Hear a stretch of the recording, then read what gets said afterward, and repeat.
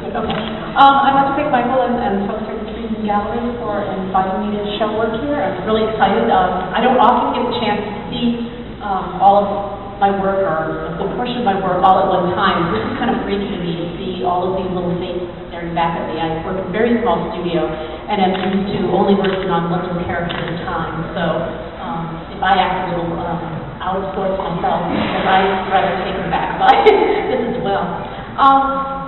My work is rooted, as it says, kind of in art history, and also I'm very much interested in characters, not only in looking at iconic imagery in art history, but also what was it? My family. I'm the oldest of seven girls with children, and we all played. We all pretended a lot and dressed up a lot and put on plays and wrote all kinds of cool things.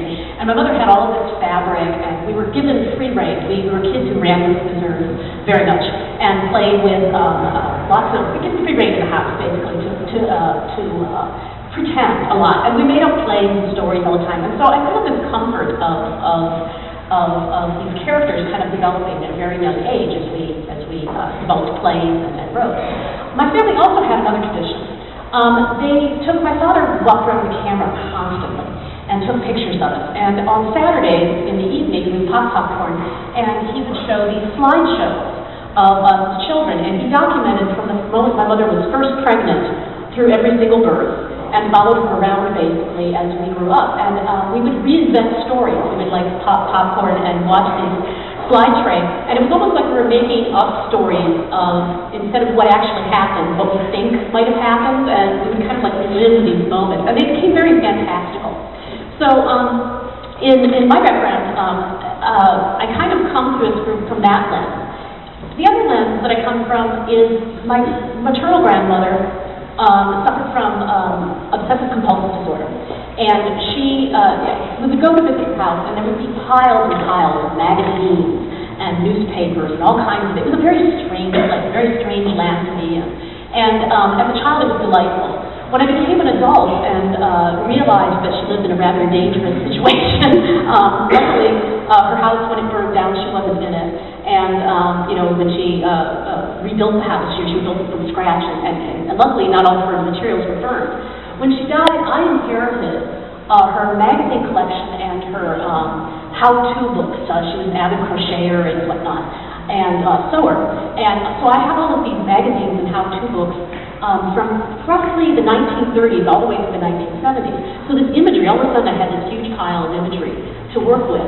And so it kind of gelled into this way of making collage that I work with. And primarily for me, these are characters.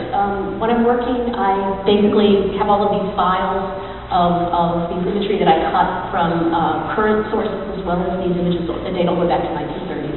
And I don't know if you're familiar with color forms, but there was this game that was really popular, little plastic pieces, that she got to dress up characters and play with.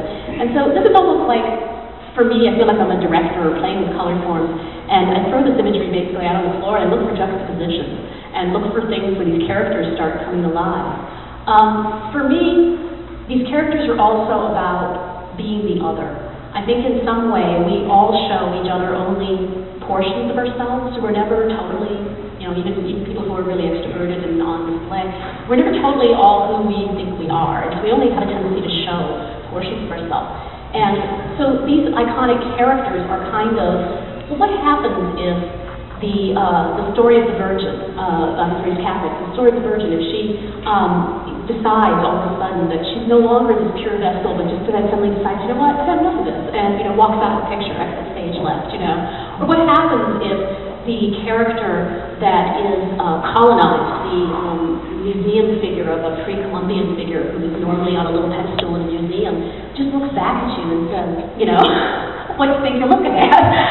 So for me, it's this, these figures kind of have power, and our fragmentation, if you think of most of these figures as being fragments of either hybrids, either adult-child, sculpture, human figure, there's male-female combinations, all of them are kind of looking back at you through these frames, through these windows, and and asking you to see your own fragmentation, perhaps respond to them as more human as opposed to these, these distanced examples of somehow being an ideal. That hopefully they point out that they have a certain kind of self-consciousness, self-presence that allow you to question ideals of beauty, ideals of religious stories such as the purity of the Virgin going through without ever, once experienced anything bodily until she's assumed into heaven bodily and at all. And I've left some information, as Michael says, in a notebook there, so you can see some of our historical sources, not only where some of these figures have come from, but some of the religious traditions or other historical stories that some of these are kind of ripping off of, making fun of, setting slightly askew.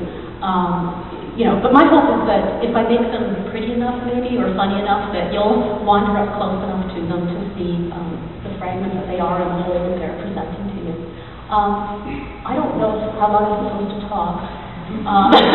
Nobody told me, they didn't have me. But I would be happy if there's any in particular, does anyone want to talk about a particular one or have questions about a particular one?